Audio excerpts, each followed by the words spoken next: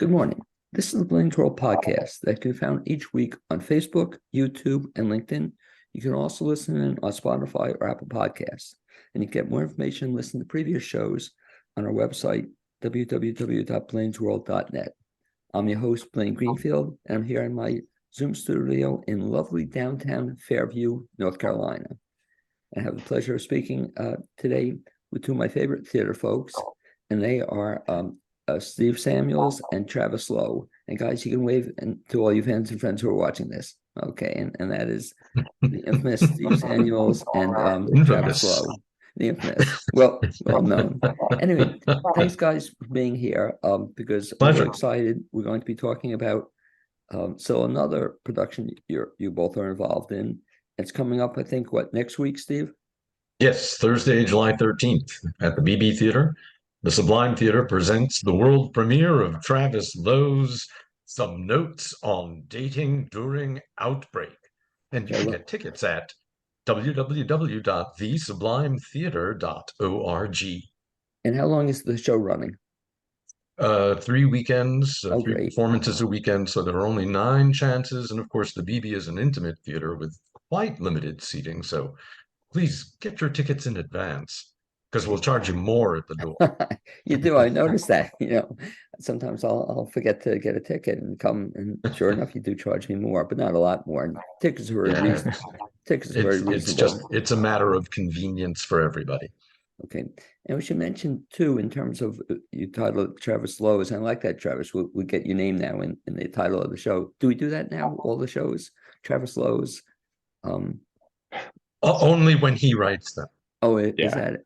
No, I think I've been trying to get them on other shows, but they won't happen. No, I think that's great. But I think it's a great idea. Like Tyler Perry does that too, right? You ever notice any Tyler Perry movie? It's always Tyler Perry's, whatever. So Travis, you're right up there with Tyler Perry. Oh wow. Well, I prefer to compare him with Edward Albee. Okay. Albee late in his career started insisting on always having his name as part of the title if you produce the show. Yeah, I mean, it was an actual legal obligation. It was no longer Who's Afraid of Virginia Woolf. It was Edward Albee's Who's Afraid of Virginia Woolf. Well, you've given Travis an idea now here too.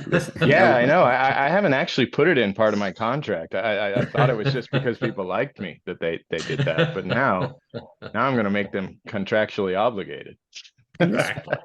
This play, Travis, talk a little bit about it in terms of there have been other shows with similar kinds of titles. Have you been involved in the others that Steve did, or is this the first one you've done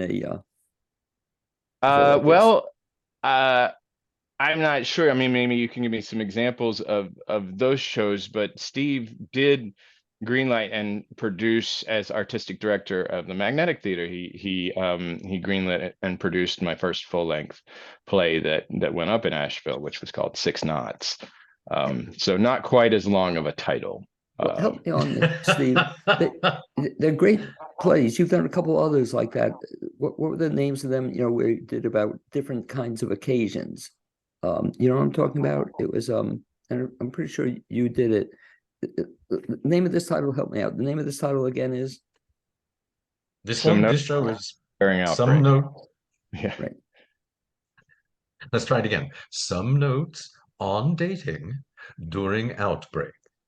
And didn't you do one show similar with skits with, was it food? And didn't you do a couple other, was it you who did a couple other shows that skits like this? Well, this one. First of all, this is not skits. This is a play. Okay. Well, yeah. I stand corrected. And no, Travis is not involved with the how-to shows. The how-to shows that you're referring. Were you ever involved in those? The how-to shows? I am, but that's what not Travis. Okay. Well, then talk a little bit about this then, Travis. This is number what play for you? This will be my 7th full-length play to be produced in the area. Yeah. Okay, I'm glad Stephen corrected me on this. So this is a full-length play, and how'd you come up with the idea for it?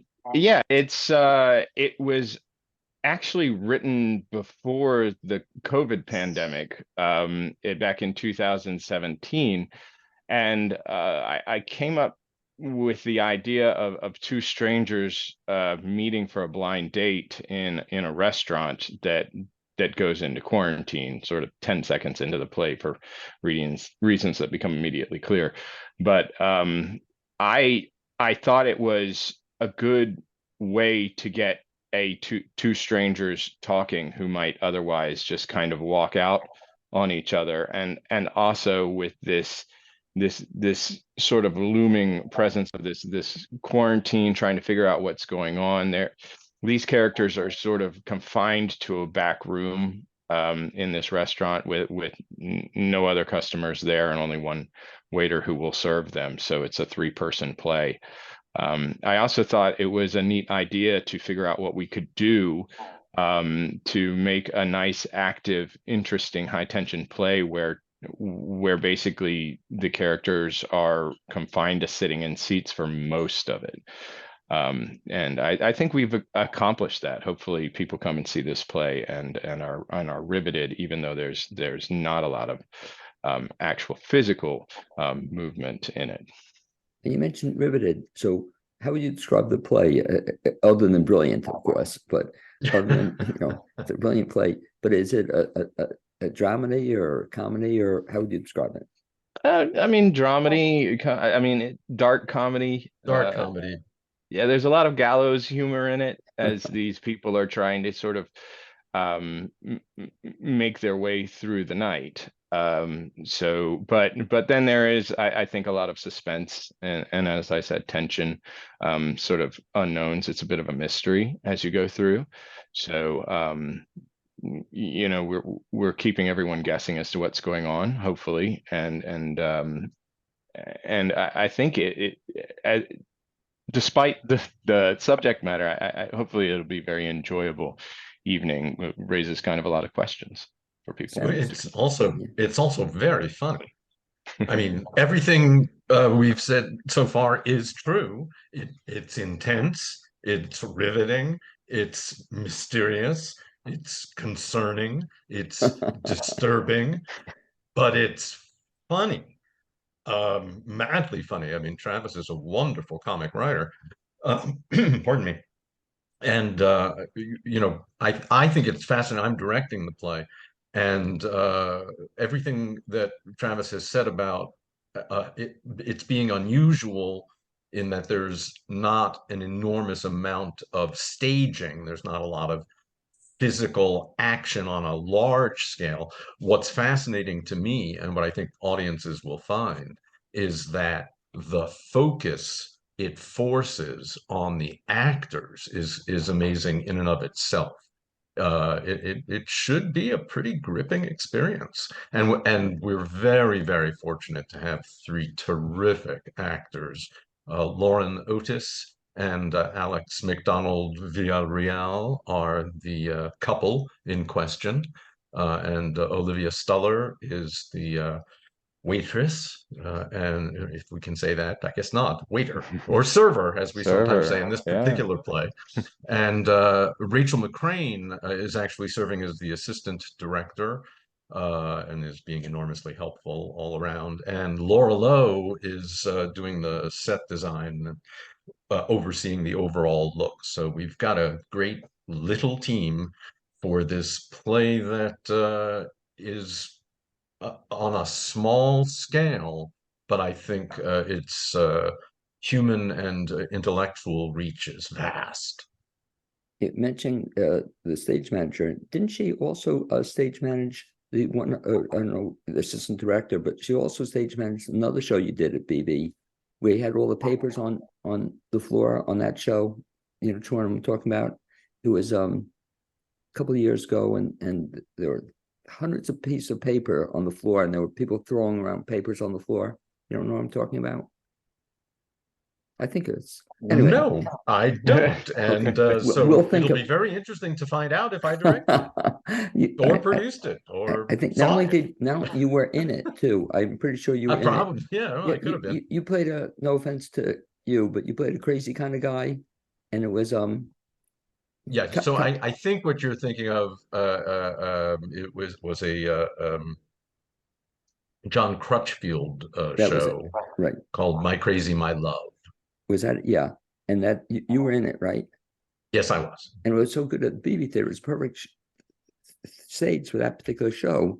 But I just couldn't believe what was happening on stage in that show. You know, even though it was a little theater, you really did a lot of different kind of stuff with it. We've done a great deal of work at the BB, and it's a lovely, lovely little stage. It's a classic black box, and it's just the kind of theater.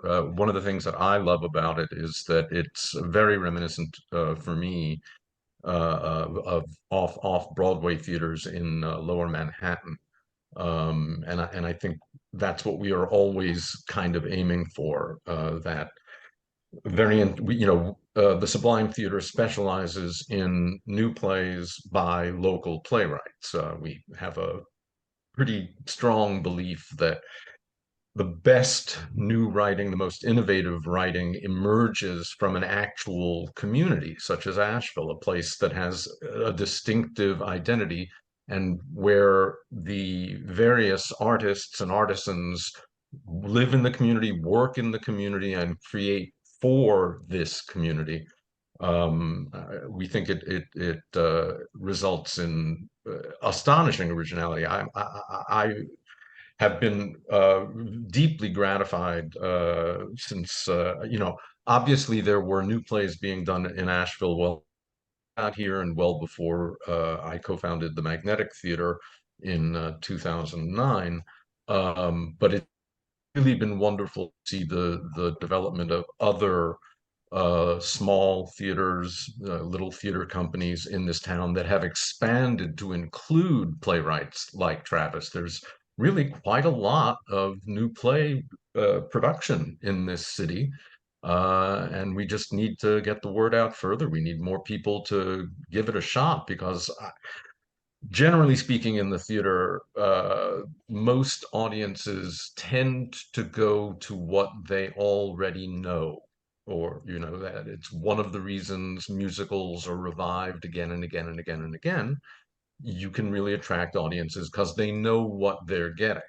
Now, if you're in a big city, even new plays can attract real attention because there are often, many review outlets. We don't have that here. There were never a lot of people writing about new plays here. And there are actually fewer now than there used to be. So it makes it very, very difficult for us to literally get the word out about the existence of these shows.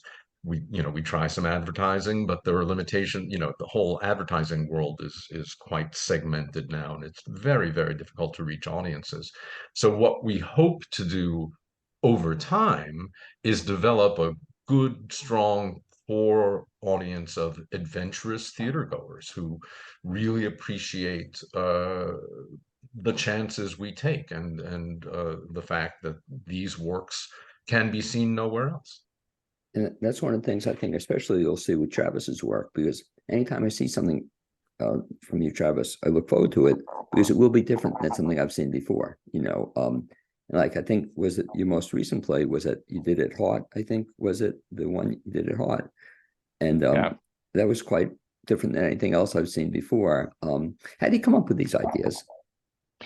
Well, that was Recycled Nuts that we just put up at Heart in the spring, and that was a sort of modern farce, but it was almost a parody of a farce. It was a farce that was built up so much within itself that it almost satirized itself. So that was just a fun idea. I was playing around with some old stories that happened to me when I as a suburban boy first, like a city boy, went and my now wife's farm and visited a farm for the first time, and just city mouse, country mouse sort of thing, and I just kind of I built it into a farce, which was played by 4 actors, all doubled into 8 characters, and I ended up having to actually perform in that one. So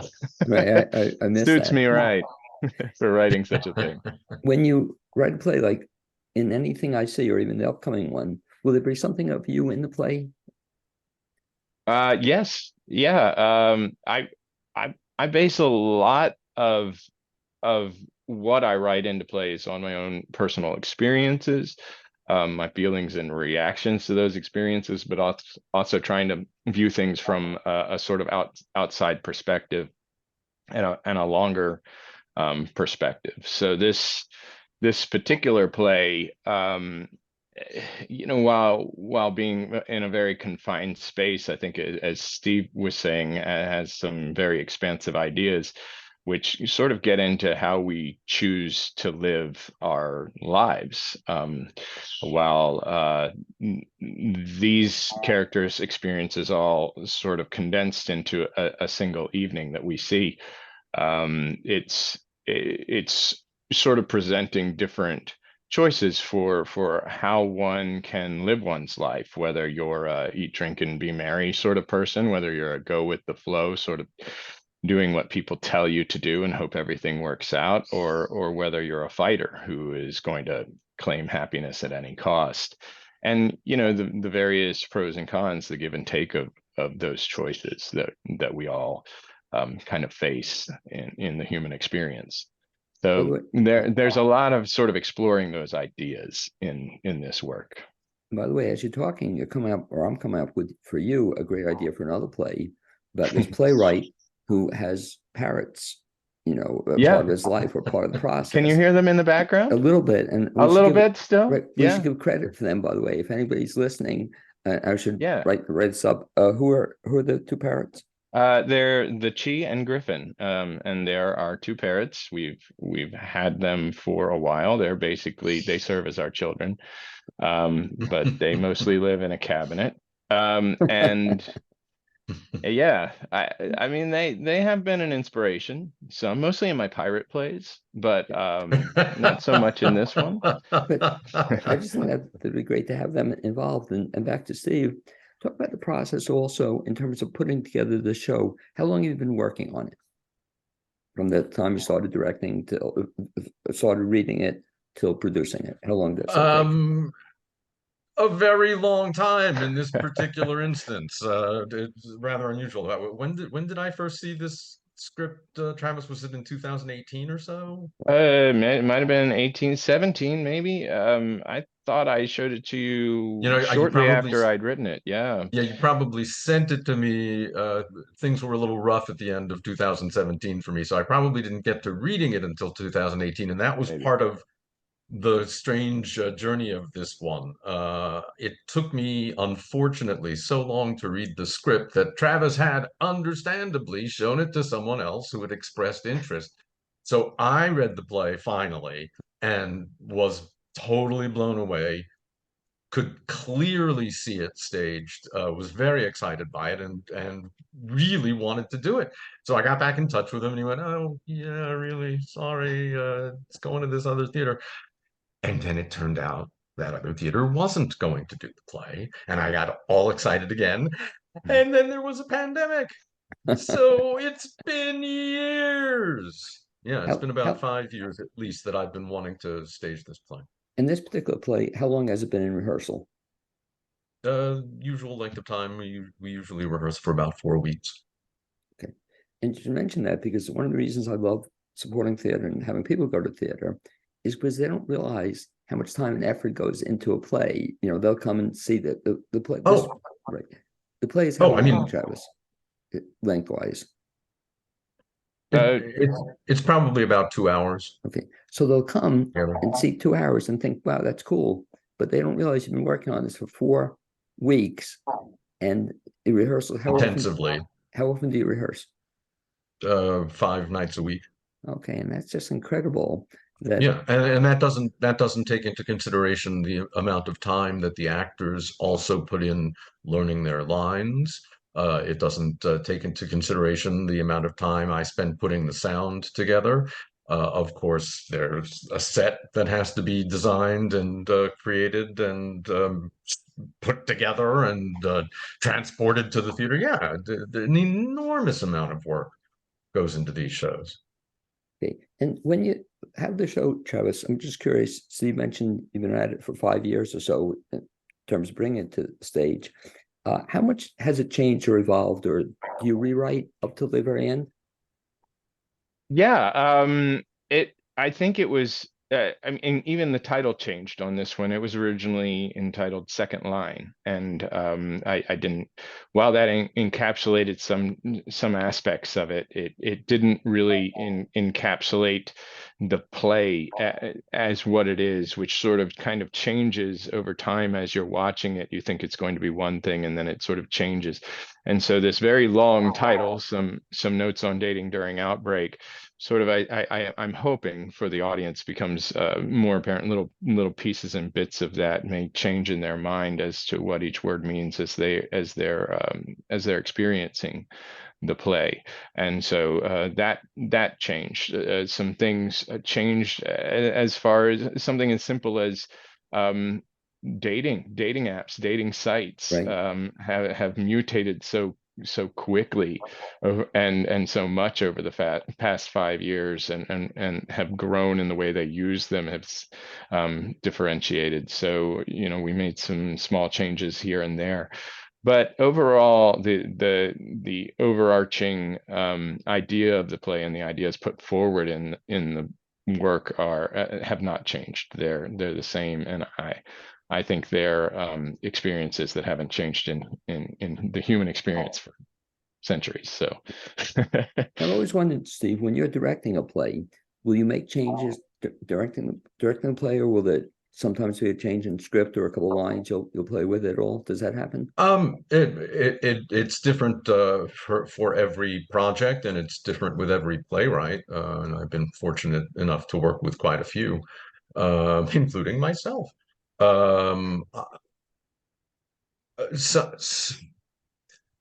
someone like Travis wants the script, done pretty early in the rehearsal process. Others are perfectly happy to keep tinkering as they go. Usually what we do, I mean, the show was cast months in advance, and the process of casting involved reading the play as well. So a lot of the kinds of changes that might be necessary are usually accomplished in the pre-production period before we actually go into rehearsal. But sure, little changes here and there, always welcome. If you realize something isn't working, you want to make sure that it gets made properly. But for the most part, I mean, usually when you look at the first or second draft of a play, it probably needs some serious structural revision. Most plays go through many drafts. And so as a director working with new plays, I bring my dramaturgical mind to bear as well, so that depending on the playwright and the needs of a particular play, I might be more intimately involved in helping to shape the writing. That was certainly the case recently with John Crutchfield's Robert Returns. That one, oddly, was my idea originally, based on material John had created in the past. And then we did a lot of tinkering as we went to get that one to work. With Travis, this script, from my point of view, has been solid from the beginning. Yes, there have been changes, but I very little that I felt I had to ask for, and I haven't been surprised by anything about the way the play works during the rehearsal process, except that it's revealed greater depths to me, and I have become I have been made more aware of how strong the structure of the play is. This is a very, very, very solid effort, and most of what evolves is in the consciousness of the actors. And as Travis was saying, I mean, the pressures that this young couple are under on this particular blind date gone horribly wrong are Not quite extreme. not that we've ever been there, right, or ever seen that. No, no one has ever had a terrible experience on a blind date. That has never happened. But usually, when something goes wrong on a blind date, you can leave.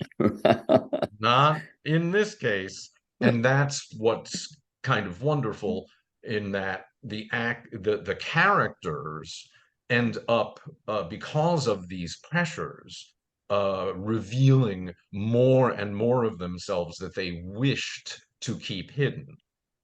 In fact, to a certain extent, going back to what Travis was saying about exploring different ways of being in the world, that is something that happens to the characters. What they are being put through reveals them to each other, changes them, and I think to a certain extent reveals them to themselves. So it's just a wonderful process to watch the actors embody this. And that's something that is also very important to me as a director. I do not map out a play in advance. I do not have a big directorial vision of how this is going to go, because I'm so interested in what all of our collaborators are going to bring to the table.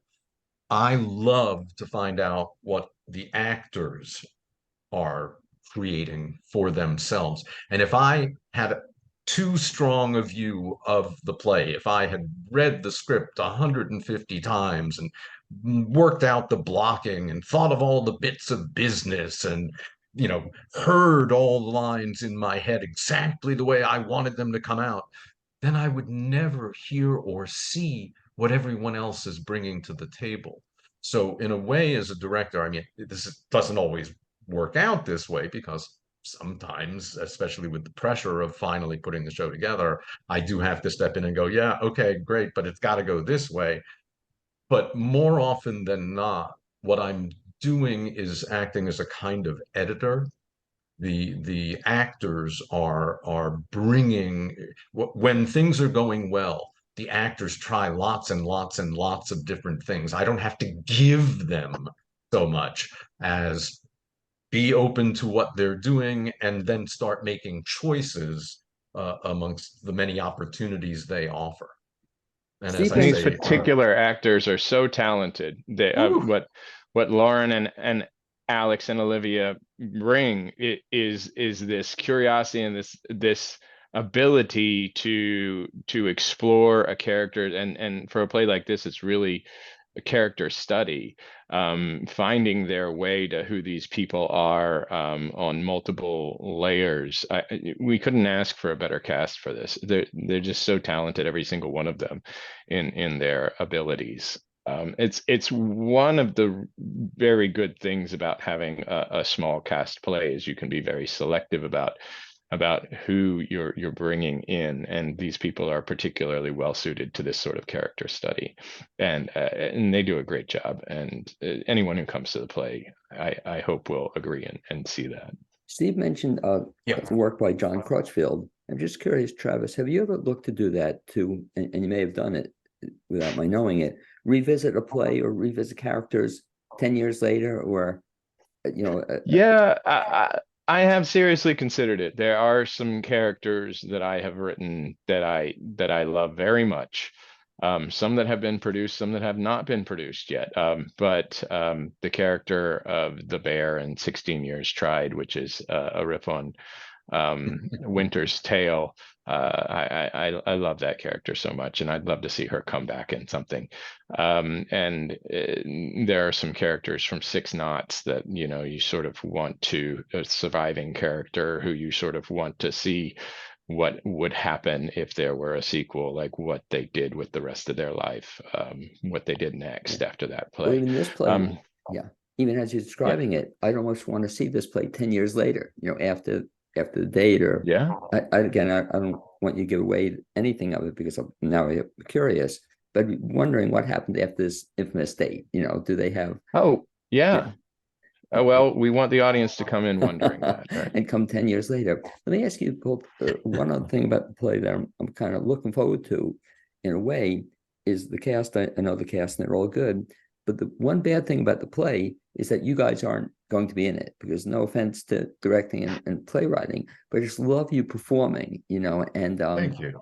it's just, you bring so much to the theater. And I've asked Stephen this question before, but you gave a good example, Travis, before, of the most recent play where you had to also perform, all of a sudden. Yeah. And I'm trying to think of, I think I did see you when you performed, you were in it, that show, you were the cop, Yeah. right?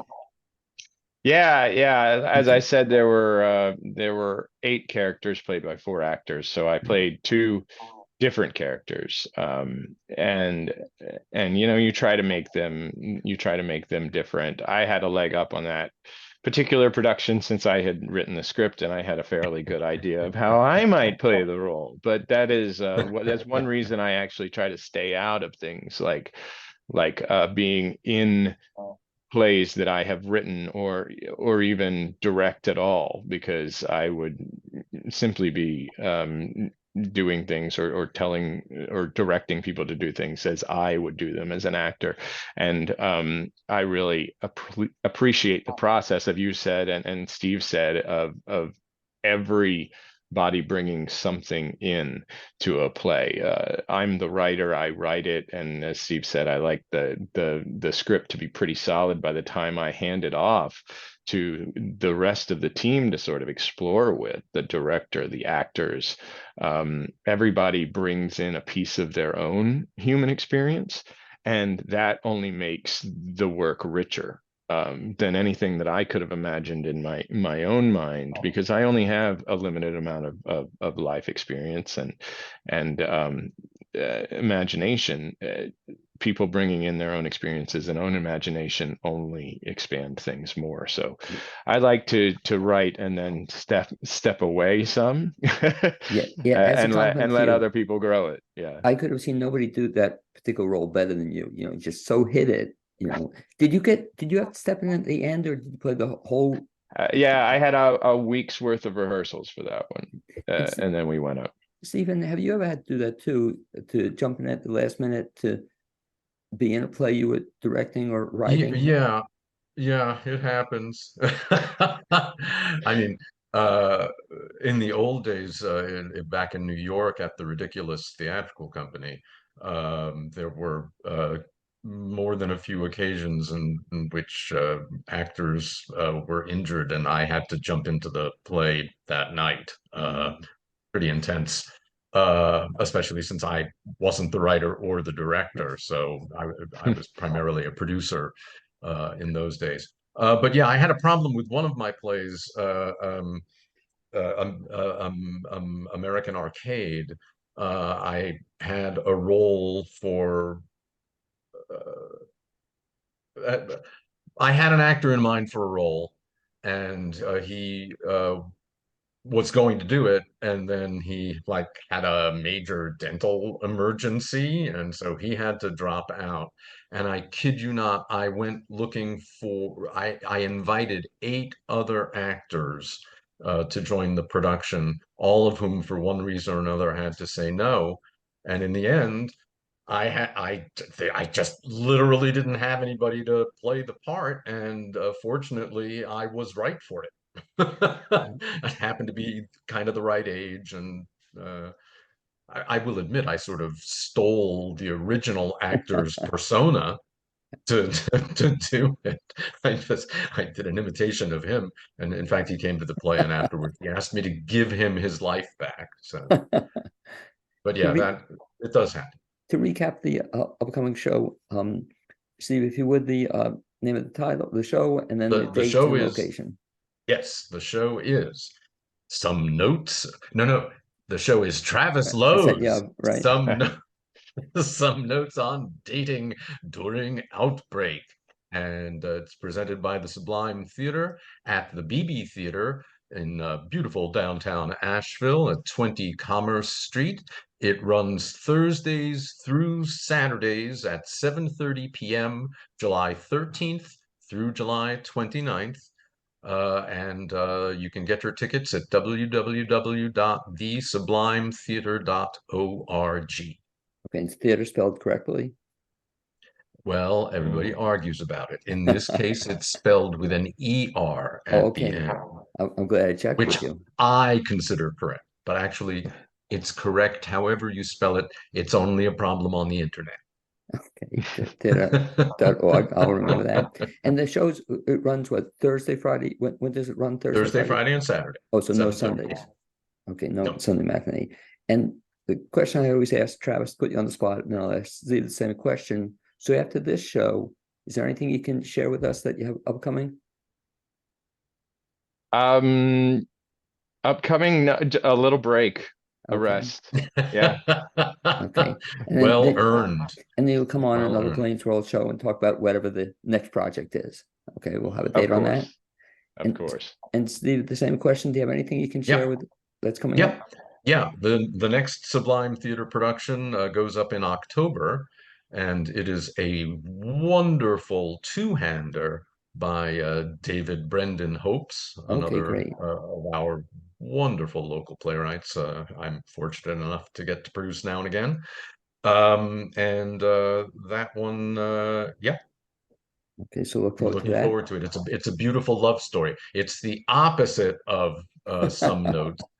Instead of an exploration of what happens between strangers under pressure, in Ben and Angela, we actually watch a beautiful, loving couple grow through the years. It's really, really lovely.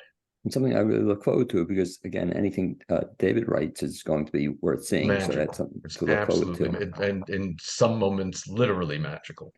Anyway, I'd like to thank both you guys for being my guests on this edition of the Blaine's World podcast. Thank Also, you. I'd like to thank my producer, Cappy Thessetti, and we'll see you both sometime in the next couple of weeks at the BB Theater. That'd be Thanks, great. guys. Stay with Thank me you. after we sign off, and we'll wrap up. So I'm going to Okay. try to sign off here if it works. It doesn't seem to be working, so I'll just say goodbye to you now. See you guys. Bye. Thanks.